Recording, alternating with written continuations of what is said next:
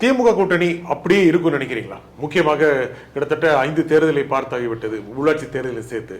அப்படியே அடுத்த தேர்தல் நோக்கி செல்லும் அல்லது மெதுவாக எதிர்ப்பு குரல்கள் முனங்கல்கள் ஆரம்பிச்சிருச்சு அப்படின்னு நினைக்கிறீங்க? இல்லை, இன்னைக்கு இருக்கிற இந்த நிமிஷம் வரையும் நம்ம பேசிட்டு இருக்கிற இந்த நிமிஷம் வரையும் அந்த கூட்டணிக்கு எந்த விதமான பிரச்சனையும் இருக்கிற மாதிரி எனக்கு தெரியல. ஆனால் அரசியல்ன்றது இன்னைக்கு இருக்கிற மாதிரி நாளைக்கு இருக்காது, நாளைக்கு இருக்கிற மாதிரி நாளைக்கு இருக்காது. என்னைக்கு வேணால் சேஞ்சஸ் வரதுக்கான வாய்ப்புகள் இருக்குது.